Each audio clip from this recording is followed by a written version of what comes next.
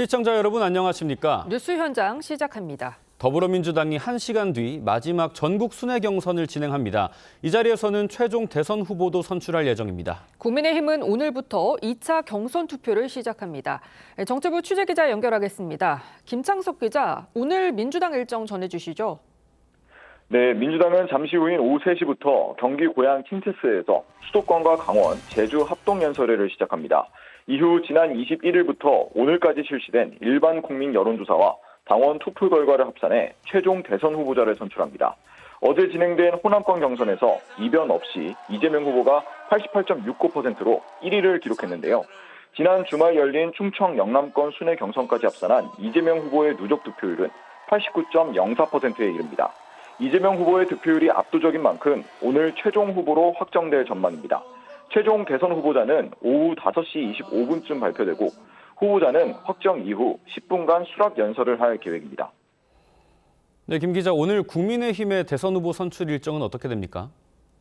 네, 국민의힘은 김문수와 안철수, 한동훈, 홍준표 후보를 대상으로 2차 경선 투표를 진행합니다.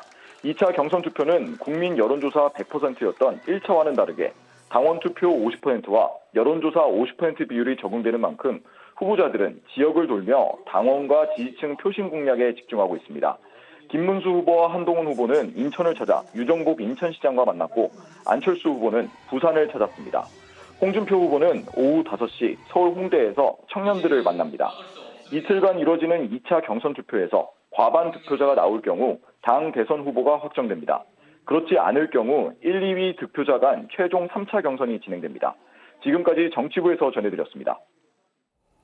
네, 경선 레이스가 뜨거워지는 가운데 후보들은 라이브 방송과 짧은 영상 등을 활용해서 MZ세대 공략에 나서고 있습니다. 이런 재미있는 모습과 대선 전국의 쟁점까지 전문가들 모시고 자세하게 짚어보겠습니다. 박민영 국민의힘 대변인, 조현삼 민주당 정책위 부의장 나오셨습니다. 안녕하십니까? 반갑습니다.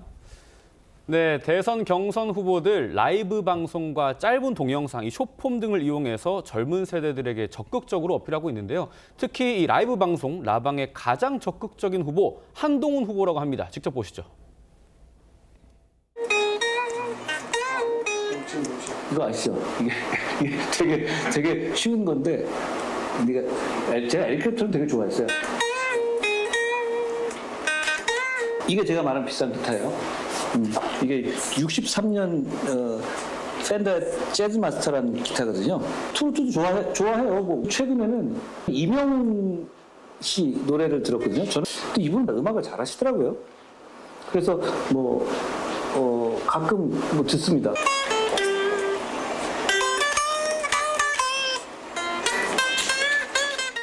한동훈 후보 과자 봉지 직접 뜯으면서 맛있게 먹는 법도 얘기를 하고요. 저렇게 기타도 쳤습니다.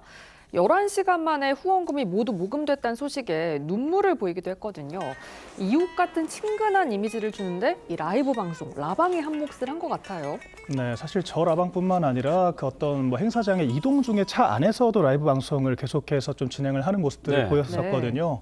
이런 지점에서 한동훈 후보의 원래 장점이자 단점이 조금은 대중과의 거리감이 느껴지는 게 아니냐 이런 평가들이 많았지 않습니까? 맞습니다. 이번 경선 토론에서도 사실 혹지 않은 순발력이 있다라고도 평가할 수 있겠지만 또 누군가는 조금 공격적인 것 아닌가? 좀 고압적이지 않나? 그런 생각을 했을 수도 있을 것 같습니다. 좀 이런 측면들을 좀 경선 토론과 완전 대비되는 측면에서 좀 어필을 하고자 이런 라이브 방송을 하는 게 아닌가 생각이 듭니다. 지금 보시는 것처럼 기타를 친다라든지 아니면 좀 친숙한 그런 트로트 가수를 언급을 한다라든지 이런 노력들을 하고 있는 것으로 보이는데요. 좀 이런 대조적인 전략들이 국민들께 얼마나 소구가 될지를 지켜보는 것도 좋은 관전 포인트가 될 것 같습니다.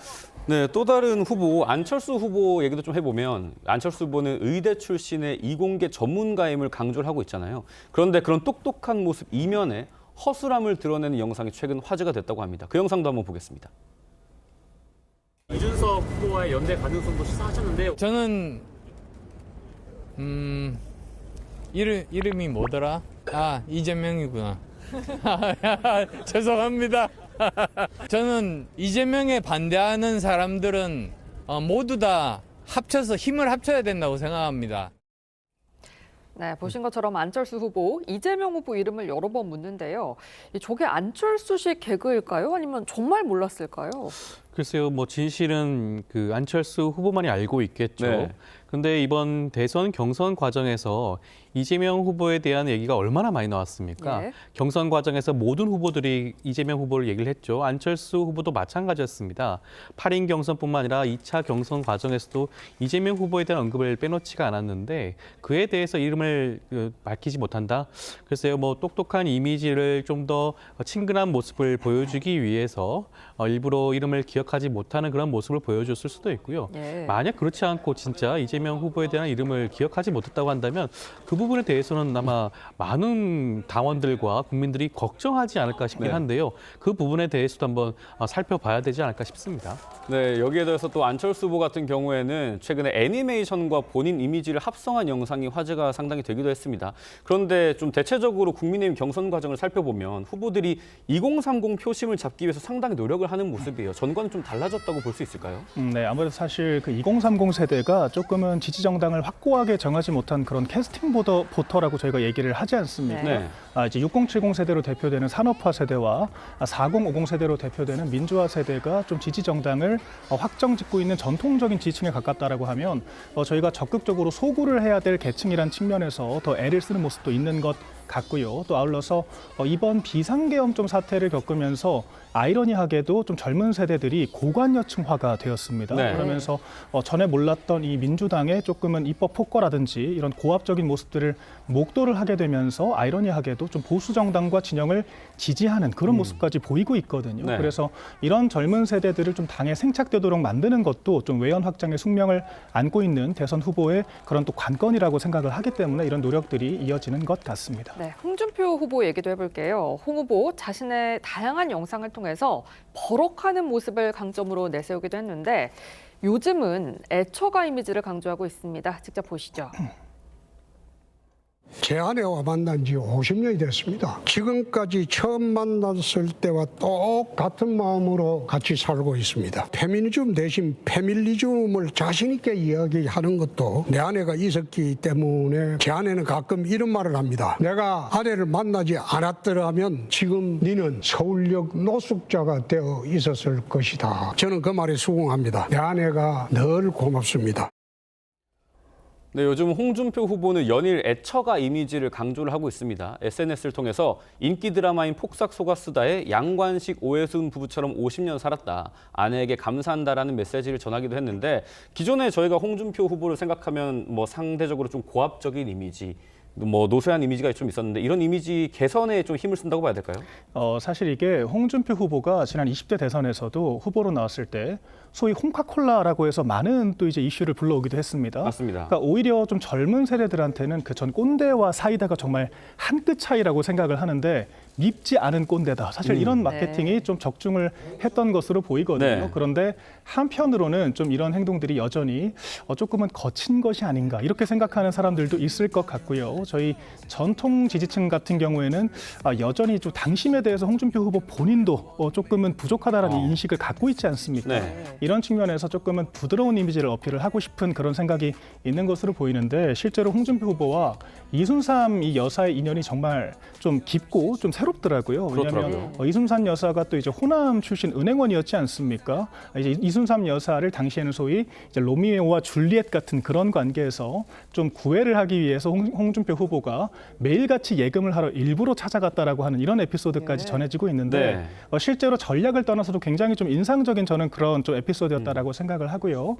이런 것들이 그 당원들에게 어떻게 어필이 될지를 또 지켜보는 것도 재밌을 것 같습니다. 네. 네, 김문수 후보도 좀 짚어볼까요? 이 김 후보는 과거 자신의 흑역사라고 할 수 있는 사건에 대해 당당하게 사과를 했는데요. 과거 무슨 일이 있었는지 그리고 지금은 어떻게 이야기하는지 함께 보겠습니다. 여보세요?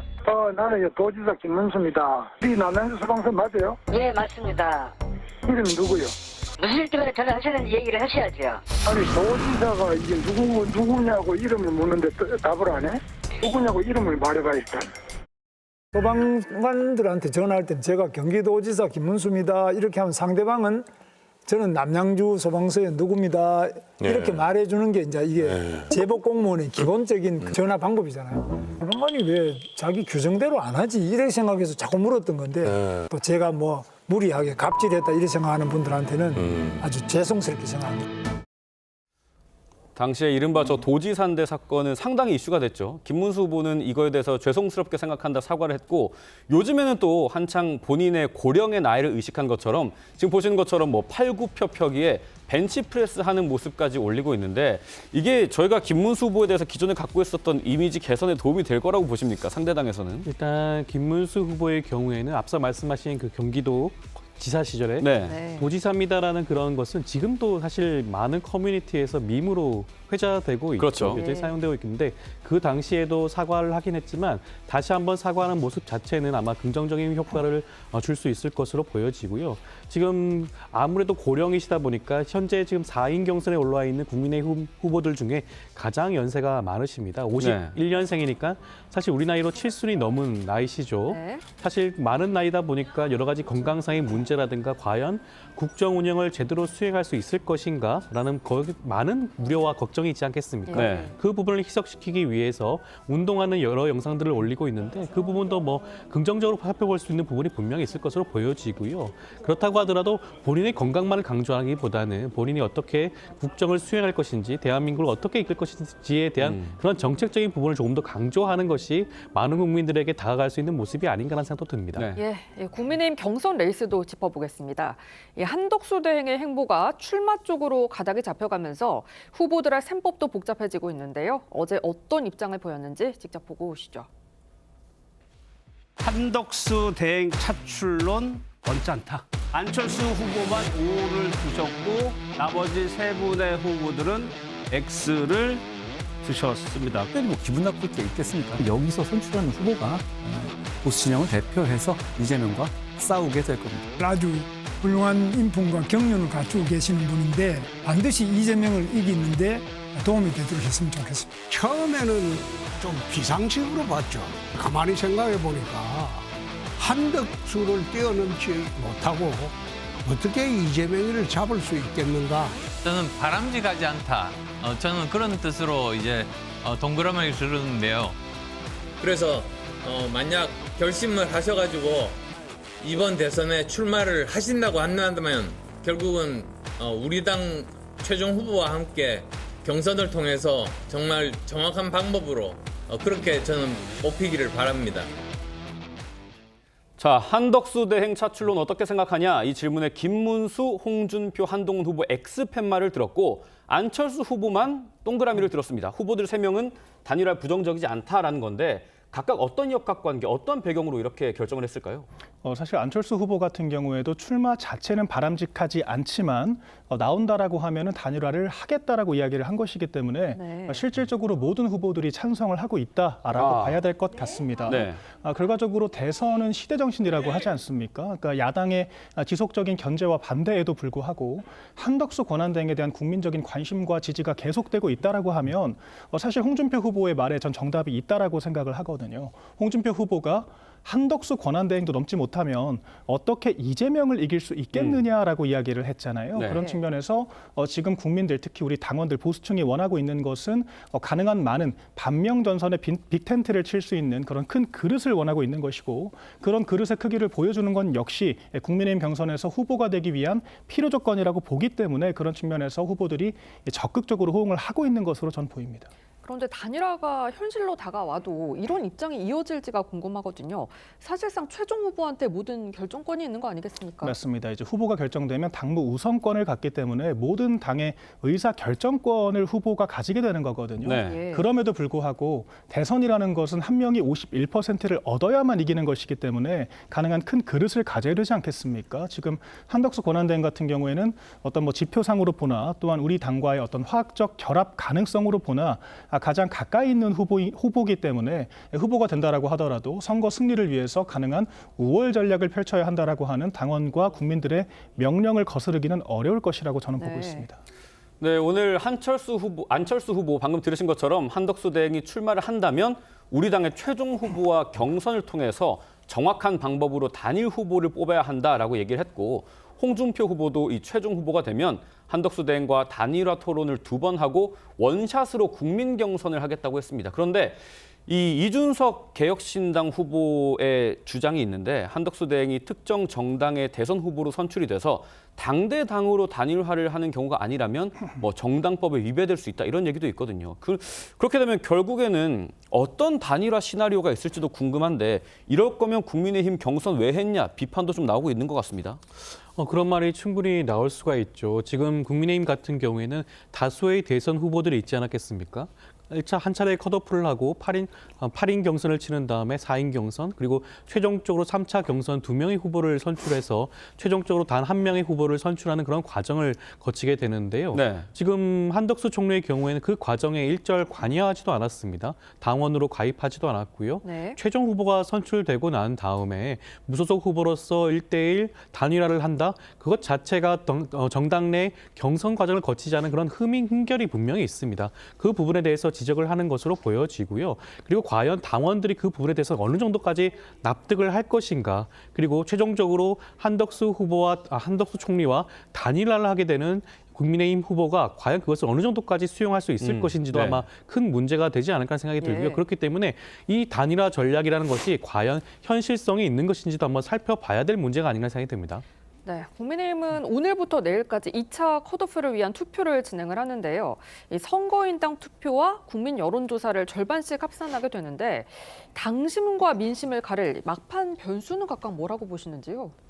사실 저희 국민의힘 경선 같은 경우에는 좀 지역 순회 공연을 배제한 대신에 토론을 좀 폭넓게 진행을 하지 않았습니까? 네. 그래서 지금 이 금요일부터 주말간 이어졌던 이 토론의 양상 그 자체에 대해서 당원들과 국민들께서 좀 평가를 하실 것 같습니다. 실제 굉장히 많은 관심을 받았었고요. 제 개인적인 평가를 말씀드리면 좀 토론의 기술적인 측면에서는 한동훈 후보가 좀 득점할 만한 부분이 있었다라고 생각을 합니다. 그런데 저희가 토론을 볼 때는 어떤 태도가 중요하다라고 보는 분들도 분명히 있는 거거든요. 예. 사실 토론의 태도 때문에 메시지가 귀에 들어오지 않는다라고 하면 그것이 반드시 또 득점이 되지 않을 수가 있기 때문에 이런 부분들을 국민과 당원들이 어떻게 평가할지가 관건일 것으로 보이고요. 또한 저희가 이 양자 대결을 또 하지 않습니까? 결선 투표제를 진행을 하게 되는데 한 명의 후보가 과반을 이제 득표를 하게 될지 아니면은 양자 대결을 한 번 더 진행을 하게 될지를 지켜보는 게 중요할 것 같은데 결론적으로 막판에 한덕수 권한대행과의 이 단일화 측면에 있어서 누가 더 이제 좋은 역할을 할 수 있을지에 대한 그런 관심도가 가장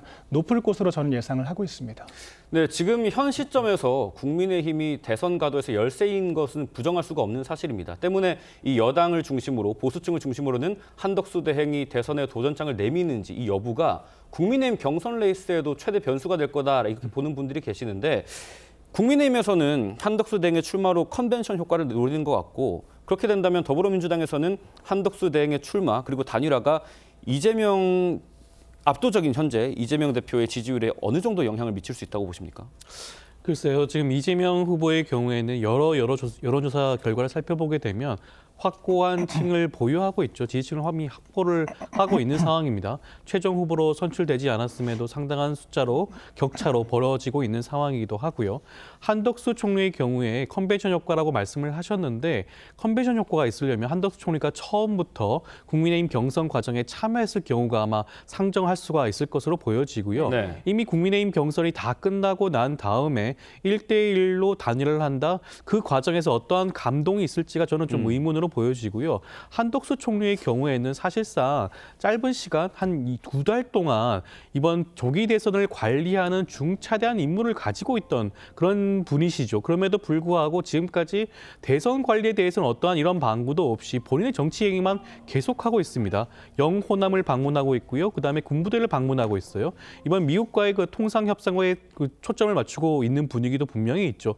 여러 가지 측면에서 본인의 정치 행위만을 하고 있는 이런 모습에 대해서 과연 국민이 이를 신뢰하고 국민의힘 후보로서 받아들일 수 있을 것인가? 보수 진영을 대표하는 후보로서 어떠한 생각을 하고 있는지도 아마 살펴봐야 될 문제가 아닌가 싶고요. 그렇기 때문에 한덕수 총리가 국민의힘 후보와 단일을 한다고 하더라도 민주당 입장에서는 크게 위협을 느낀다고 하지는 않지 않을까 생각이 듭니다. 네, 한덕수 대행의 대선 출마 결정이 임박했다는 전망 계속해서 전해드리고 있는데 어제 저희가 전해드린 대로 30일이 될 거다 이런 전망과 함께 30일에 총리직 사퇴 이후 3일에 대선 출마하는 그런 방안도 힘을 얻고 있거든요. 어떻게 보십니까? 네, 근데 민주당이 의식을 안 하고 있다라고 하기에는 지금 계속해서 견제 메시지가 쏟아지고 있다는 점 저도 흥미롭게 보고 있고요. 사실 네. 30일로 사퇴 시일을 정한 게 맞다라고 하면 크게 3가지 정도의 이유가 있을 것 같습니다. 첫 번째는 29일 화요일 날 마지막 국무회의가 있지 않습니까? 이때 제2요구를 비롯해서 공포해야 될 이제 마지막 법안들을 처리를 할 것으로 예상이 됩니다. 그렇게 됐을 때 화요일 날 즉각적으로 사퇴를 했을 경우에는 이것이 효력이 상실될 수가 있기 때문에 30일 날 이제 그 사퇴를 한다라는 것이 유력한 것 같고요. 두 번째로는 30일은 되어서야 이제 국민의힘 후보 윤곽이 잡히지 않습니까? 네. 경선에 최대한 영향을 미치지 않기 위해서라도 4월 말을 생각해 줄 수가 있다라고 생각을 하고 이 마지막으로 사실 그 2+2 이제 통상협상 결과가 지금 임박한 상태입니다. 네. 또한 이제 트럼프 행정부와의 방위비 협상 문제도 지금 남아 있는 상황이죠. 그렇습니다. 이런 시급한 현황들을 빠르게 좀 마무리를 하고 출마 결심을 하기 위해서 이렇게 날짜를 정한 것이 아닌가라는 저는 생각이 들고요. 5월 3일 같은 경우에는 후보 등록인 마감 직전에 어떻게 합당을 해서 무소속으로 출마를 할지 입당을 할지에 대해서 마지막으로 좀 그런 가르마를 타지 않을까 저는 그렇게 예상을 하고 있습니다.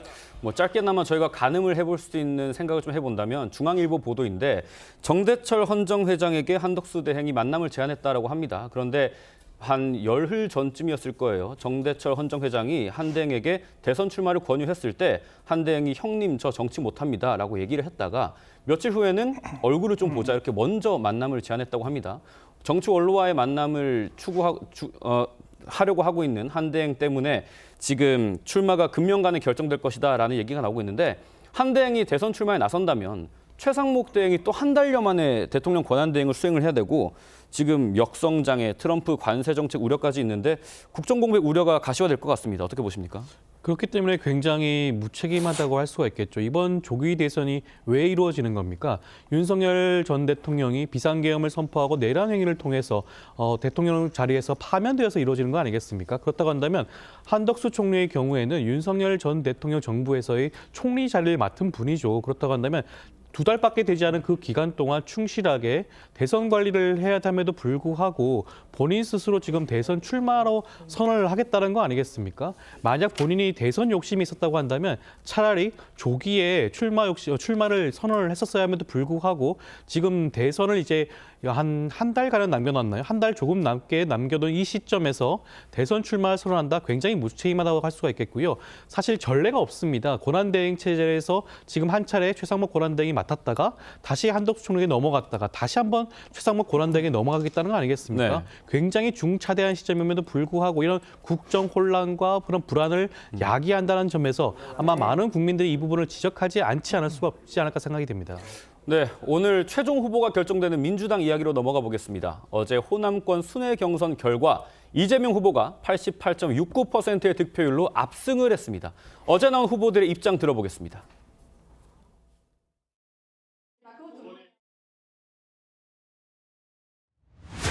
호남이 저 이재명을 선택해서 네 번째 민주정부 한번 만들어 보시겠습니까? 제가 친히 자치정부로 전국에다 특별히 또 다른 수도권을 만들어야 합니다. 호남의 동지 여러분, 경제 위기 때 그 맨 앞에 저 김동연을 세워주십시오. 표 1번 이재명 후보 득표율 88.69%입니다. 대선 경선 과정이 호남권에서는 압승하셨는데 현재 상황이 매우 나쁘고 위기 상황이기 때문에 우리 호남민들께서 더 큰 기대와 책임을 부여해 주신 것이 아닌가 생각됩니다. 네, 호남 민심이 이재명 후보에게는 변수가 될 거다 이런 분석도 나왔는데 이재명 후보가 민주당 뿌리라고 할 수 있는 호남에서도 압승을 했습니다. 정통성을 인정받았다 이렇게 평가할 수 있을까요? 저는 억지로 만들어낸 정통성이다. 이런 말씀을 드리고 싶습니다. 종래 호남의 1박 2일 일정을 잡았던 이재명 후보가 투표율이 첫날 23% 정도로 영남권에 비해서 반절밖에 되지 않는 그런 상황이었거든요. 화들짝 놀라서 갑자기 2박 3일 일정으로 바꾸면서 좀 대대적으로 투표를 독려를 하는 그런 상황이었습니다. 그런데 그럼에도 불구하고 영남권에 비해서 투표율이 낮았다라는 것이죠. 사실 이재명 후보 같은 경우에는 지난 당대표 전당대회에서도 호남권에서 투표율이 20%도 채 되지 않아서 좀 상당히 호남의 지지를 받지 못하고 있는, 그러니까 민주당의 권리당원이 33%나 포진해 있는 이 민주당의 심장이라고 할 수 있는 호남의 인정을 못 받는 후보가 아니냐, 이제 이런 컴플렉스가 있었을 수밖에 없었다라고 생각을 하거든요. 그런데 이번에도 이제 비슷한 그런 우려들이 이어질 수밖에 없는 상황이었고, 그것을 수치적으로는 극복했다라고 하지만 여전히 잠재적인 위협이 남아있다라고밖에 볼 수 없는 상황이기 때문에 민주당에게 꼭 호재다라고 보기는 어려운 상황이다라고 저는 생각을 하고 있습니다. 네, 말씀드린 것처럼 오늘 민주당은 수도권, 강원, 제주, 순회 경선을 끝으로 최종 대선 후보를 선출합니다. 이재명 후보 현재까지 누적 득표율이 89.04%로 압도적인 1위를 기록하고 있는데, 오늘 투표율은 좀 어떻게 전망을 하시고 이변은 없을 거라고 보는 게 당연하겠지만 오늘 상황 좀 어떻게 보시는지 궁금합니다. 물론 지금 경선이 끝나지 않은 시점에서 제가 뭐 어떤 특정 후보에 대해서 압도적으로 승리를 할 것이다라고 지금 당장 단정해서 말씀드리기 참 곤란하긴 한데요. 지금까지 왔던 추세가 그대로 이어질 가능성이 높지 않겠습니까? 호남 지역의 투표율이 비록 조금 낮았다고는 하지만 수도권의 경우에는 이재명 후보에 대한 기대가 굉장히 높은 지역이기도 합니다. 이재명 후보의 경우에는 경기도 지사로 여기만 봐도 분명히 있고요. 그렇기 때문에 이번 수도권 지역 경선 결과는 다른 지역과 대등한 수준의 그런 투표율과 득표율을 보여줄 가능성이 높지 않을까라는 생각이 들고요. 그렇다고 한다면 오늘 중으로 아마 민주당의 최종적인 대선 후보가 확정될 가능성도 있지 않을까라는 생각이 듭니다. 네, 이재명 후보가 중도층 민심을 잡는 전략으로 대선에 임하겠다라는 거라고 볼 수 있다는 해석이 나오는데, 정치 보복은 하지 않겠다라고 재차 강조를 하는데, 국민의힘에서는 국민은 더 이상 이재명의 말에 속지 않는다, 이렇게 비판을 하고 있어요. 일단 1차적으로 이재명 후보가 정치 보복을 걱정하기에 앞서서 지금 대법원에서 좀 빠르게 심리를 하고 있는 이 선거법 2심 재판 결과에 대해서 먼저 촉각을 세우는 것이 맞다라고 보고 있고요. 사실 이재명 후보가 말을 너무 많이 바꿔왔지 않습니까? 뭐 존경한다고 하니까 진짜 존경하는 줄 알더라라고 하는 너무 유명한 그런 어록을 남기기도 했고요. 지난 20대 대선에서는 정치 보복은 원래 뒤에서 몰래 하는 것이다 라든지 권력은 원래 잔인하게 행사해야 하는 것이다, 또 이런 이야기들을 해왔던 전력이 있기 때문에 지금 이 순간의 발언, 그것은 당선을 위한 그냥 위장소리일 수도 있겠다라고 보는 것이 저희 당의 자연스러운 반응이 아닐까라고 생각을 하고요. 국민들께서도 비슷한 생각을 하시지 않을까라고 저는 보고 있습니다. 말씀하신 것처럼 그런 비판이 잇따라서인지 이재명 후보 부자 몸조심 이런 얘기도 나옵니다. 계속해서 안전 제일 기조를 보이면서 논쟁을 벌이지 않거나 발언을 자제하는 모습을 보이는데, 본격적인 대선에 돌입한다고 하면 이런 모습도 좀 바뀔 수가 있을까요? 지금 본선 과정에서 이재명 후보가 어떠한 모습을 보일지 단정할 수는 없지만, 이재명 후보 입장에서는 지금 대선 분위기 자체가 다음 조기 대선 이후에 대한민국을 어떻게 이끌 것인가에 아마 많은 국민들이 기대를 하고 있을 것입니다. 내란을 종식하고 정권을 교체한 다음에 어떠한 대한민국을 이룩할 것인가, 거기에 대한 정책과 비전에 대해서 아마 좀 더 초점을 맞추고 많은 말씀들을 하실 가능성이 많아 보이기도 하고요. 그리고 앞서 말씀하신 정치 보복과 관련해서 한 말씀 좀 드리고 싶은 부분은, 아마도 국민의힘 입장에서는 정권을 가지고 난 다음에 당시 조기 대선 후보였던 야당 대표에 대해서 잔인할 정도로 수사를 진행하고 기소를 남발하지 않았겠습니까? 지금 현재까지 나와 있는 두 가지의 그런 재판 결과를 살펴보게 되면 두 가지 다 무죄가 나와 있는 상황입니다. 그것 자체가 검찰 공화국이었다는 점을 보여주고 있는 것이죠. 이재명 후보의 입장에서는 100번 말씀을 드린다고 하더라도 믿지 않을 것이 마찬가지겠지만, 저는 이재명 후보가 지금까지 걸어온 길, 성남시장 2번과 경기도 지사를 하면서 보였던 그런 모습을 봤을 때는 정치 보복은 일절 없다는 말씀을 꼭 드리고 싶습니다. 네, 지금까지 정치권 쟁점 짚어봤습니다. 두 분 말씀 여기까지 듣겠습니다. 감사합니다. 감사합니다.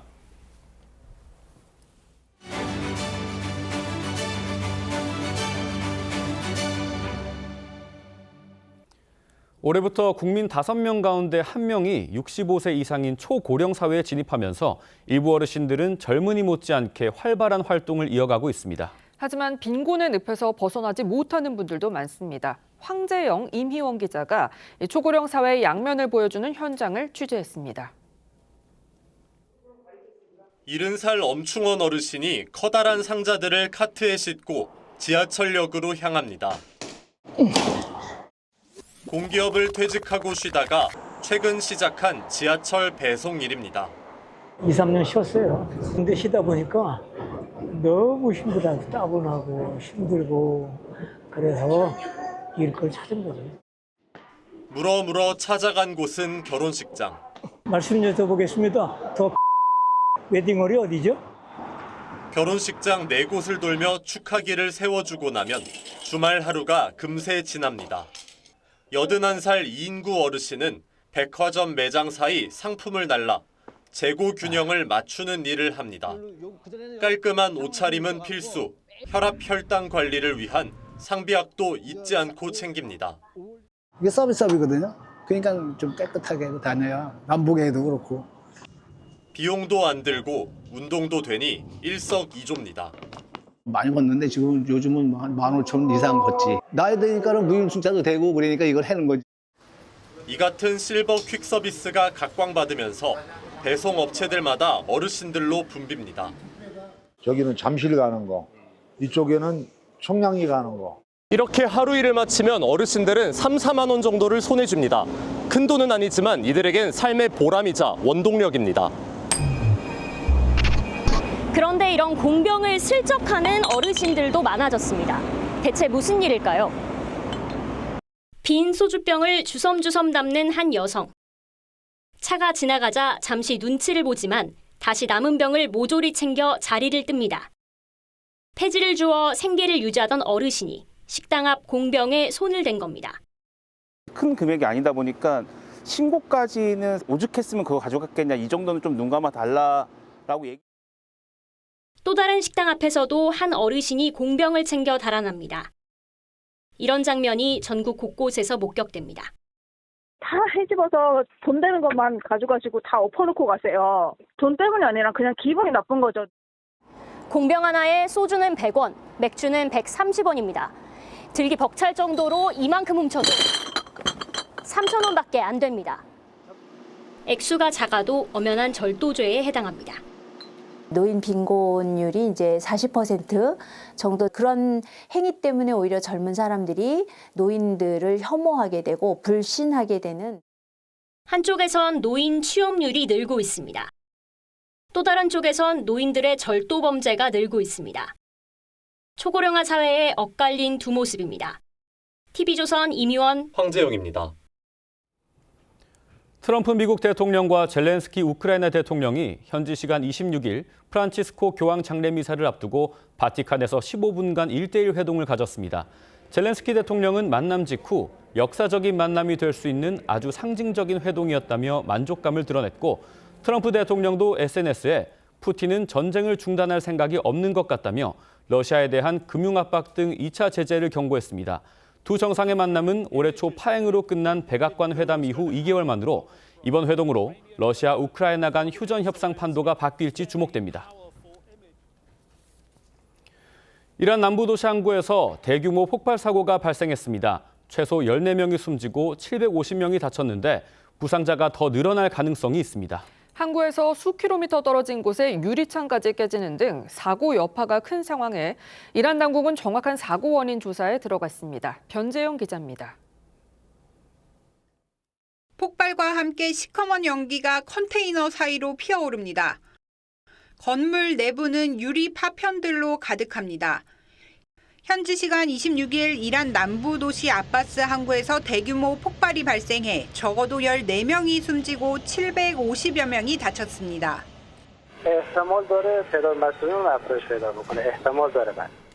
항구에 있는 컨테이너 여러 개가 폭발하면서 사고가 시작됐는데 이란 국영 석유 회사는 이번 폭발이 석유 시설이나 운영에서 비롯된 것은 아니라고 발표했습니다. 샤히드 라자이 항은 해마다 8천만 톤의 화물을 처리하는 이란의 주요 컨테이너 선적 시설입니다. 이란이 오만에서 미국과 3차 핵 협상을 시작한 첫날이라 한때 음모론이 나오기도 했지만 이번 사고가 이란 탄도미사일에 사용될 예정이던 고체 연료를 부적절하게 취급한 결과로 보인다고 외신들은 전했습니다. 이란 내무부는 정확한 사고 원인 조사에 착수했습니다. TV조선 변재영입니다.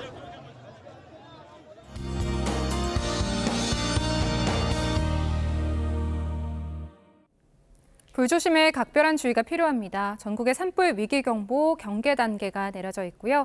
일부 강원과 경북 대구에는 건조경보가, 그 밖에 동쪽 지역과 서울, 충남 등 서쪽 곳곳에도 건조주의보가 내려져 있습니다. 전국적으로 바람도 강하게 부는 가운데 영동과 경북 북부 동해안에는 오늘 밤까지 순간풍속 초속 20에서 25m 이상의 돌풍이 예상됩니다. 불이 나기 쉬운 환경인 만큼 꺼진 불씨도 다시 살펴주시는 게 좋겠습니다. 전국 하늘에는 차츰 구름 많아지겠습니다. 제주도는 오늘 밤부터 내일 새벽 사이 5에서 10mm의 비가 조금 내리겠습니다.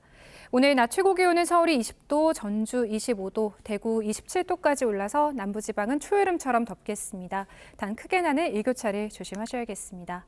다가오는 목요일에는 중부지방을 중심으로 비가 내리겠습니다. 날씨였습니다. 네, 4월 27일 일요일 TV조선 뉴스 현장은 여기까지입니다. 함께해 주신 여러분 고맙습니다.